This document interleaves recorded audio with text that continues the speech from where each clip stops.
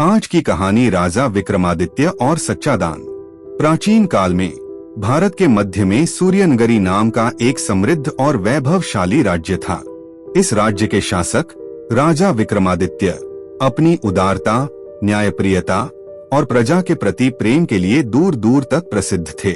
उनका राजमहल सोने चांदी और रत्नों से सजा हुआ था और उनकी प्रजा सुख शांति से जीवन यापन करती थी। राजा के पास अपार धन दौलत थी और वह अक्सर दान पुण्य के कार्यों में हिस्सा लेते थे। वह मंदिरों को स्वर्ण भेंट करते, गरीबों को भोजन बंटवाते और विद्वानों को सम्मान देते। लेकिन उनके मन में एक कमी हमेशा खटकती थी।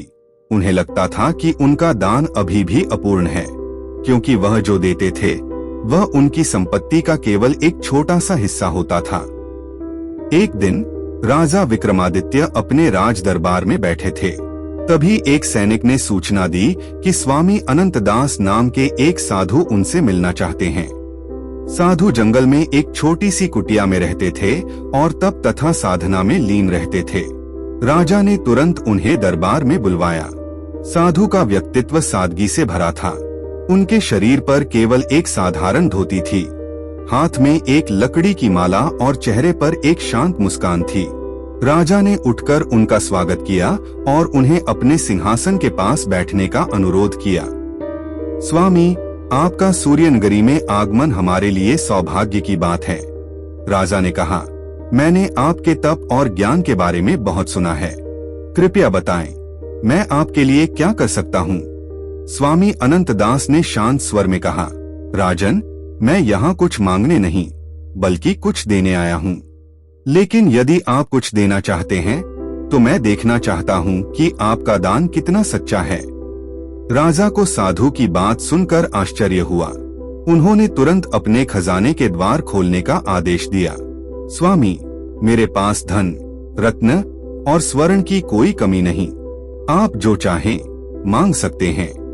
मैं आपके लिए एक भव्य आश्रम या एक विशाल मंदिर बनवाऊंगा। साधु ने मुस्कुराते हुए कहा, राजन, मुझे न तो आश्रम चाहिए न ही मंदिर, मुझे केवल एक रोटी चाहिए। राजा और दरबार में मौजूद सभी लोग हक्के बक्के रह गए। राजा ने पूछा, स्वामी, क्या आप वास्तव में केवल एक रोटी चाहते हैं? मेरे पास इतना कुछ है जो मैं आपको दे सकता हूँ। कृपया कुछ और मांगिए। साधु ने शांत स्वर में जवाब दिया, राजन, दान का मूल्य उसकी मात्रा में नहीं बल्कि उसकी नीयत में होता है। एक रोटी जो दिल से दी जाए मेरे लिए सोने के महल से अधिक मूल्यवान है। लेकिन यह रोटी मुझे उसी से चाहिए जो इसे सचमुच जरूरतमंद को देना चाहता हो। राजा को साधु की बात समझ नहीं आई। उन्होंने तुरंत अपने रसोइये से एक स्वादिष्ट गर्मागर्म रोटी मंगवाई, जो एक सुंदर स्वर्ण थाली में रखकर साधु के सामने प्रस्तुत की गई। साधु ने रोटी को देखा लेकिन उसे छुआ नहीं। उन्होंने कहा, राजन, यह रोटी आपने अपने रसोइये से बनवाई है। मैं चाहता हूँ कि आप स्वयं मेरे लिए एक रोटी बनाएं और उसे मुझे दें। राजा विक्रमादित्य को यह अनुरोध और भी अजीब लगा, लेकिन साधु की बात में कुछ ऐसा था कि राजा मना नहीं कर सके।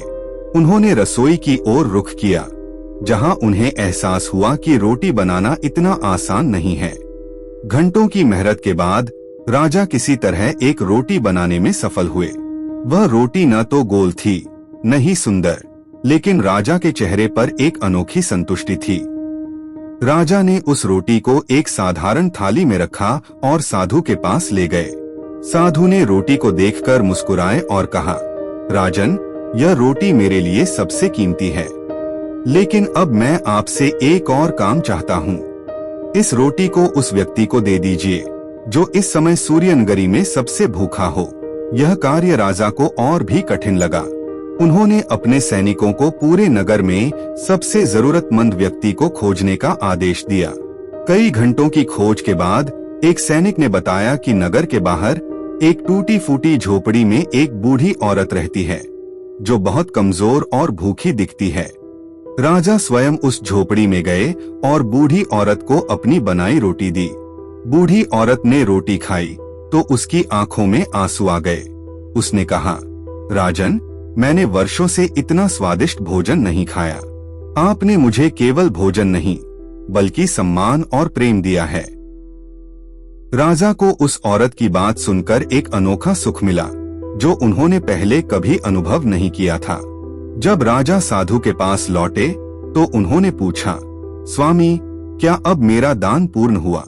साधु ने कहा, राजन, आज आपने सच्चा दान दिया। आपने न केवल रोटी दी बल्कि उसमें अपनी मेहनत, समय और प्रेम डाला। सच्चा दान वही है जो दिल से और जरूरतमंद को दिया जाए, न कि दिखावे के लिए। इस घटना के बाद राजा विक्रमादित्य ने अपने दान पुण्य के तरीके को बदल दिया। उन्होंने भव्य दान के बजाय छोटे छोटे कार्यों पर ध्यान देना शुरू किया जो वास्तव में जरूरतमंदों के लिए उपयोगी थे। उनकी प्रजा और भी सुखी हो गई और राजा का नाम सूर्यनगरी में एक सच्चे दानी के रूप में अमर हो गया। नैतिक शिक्षा: दान का मूल्य उसकी मात्रा में नहीं बल्कि उसकी नीयत और जरूरत में होता है। सच्चा दान वही है जो दिल से और सही व्यक्ति को दिया जाए। अगर मेरी कहानी आपको पसंद आई है तो मेरे चैनल RS स्टोरी को लाइक करिए, सब्सक्राइब करें तथा बेल आइकन में क्लिक करिए। धन्यवाद।